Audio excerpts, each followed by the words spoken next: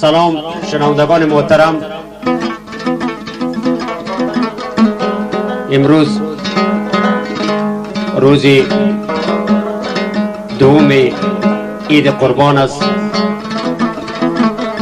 بعد 4 ماه و کابل آمدم. کسی که یادگاره به خاطر همین روزی عید شعر از میخوانم که از یک طرف عید است و از یک طرف ملت مظلوم جامعه غم پوشیده. مخلص شما میری مفتون با ملک جان پروانی، رباب نواز، ظریف جان یعوضی، ضرب نواز، کسید با وکیل جان سالنگی. و یادگار میماند که ما همراه محمد رضا جان مفتون یعنی پدر جان شاید آهنگای جورایی بخونم.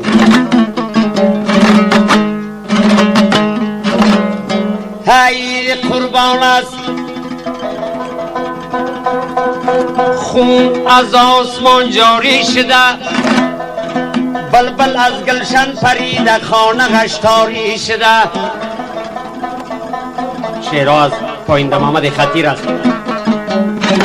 هی در حقی مردم جفا و هم ستمگاری شده، میهن زیبای ما میدان خرکاری شده. ای خدایا روزی رسم ملتی ما شاد کن، مثل پاریس کابلی جانانه را آباد کن. ای دختری دربندی ما را یک دمی آزاد کن، دردی میلاد را تو ای مفتون کمی فریاد کن. دردی میلاد را کمی، دردی میلاد را تو ای مفتون کمی فریاد کن.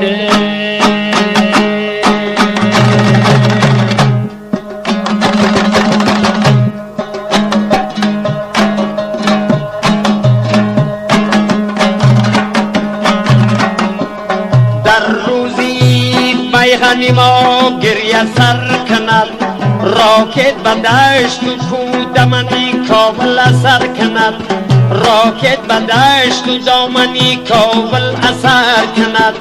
تا خنده قدم از زیر کند، اگه بزاغت بدر کند، بالی به ما در بدر کند.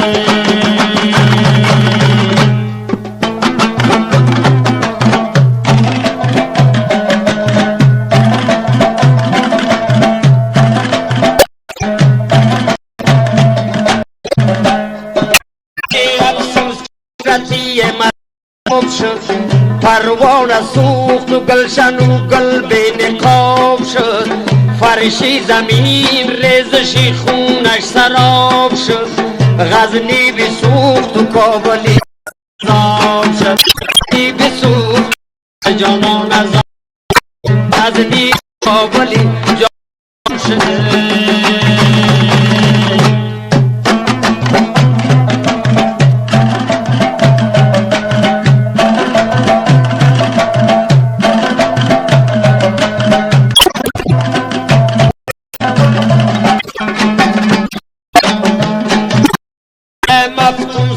ملتی ما را بلند کن، شور و نوای مجلس ما را بچند کن. دیده برای مردمی دانا پرند کن، نای کشوری بند کن. برای دیدن در روزی چندی ما گریه میکند، راکت به دشت و دامنی کابل اثر کند. تا خندقای مردم از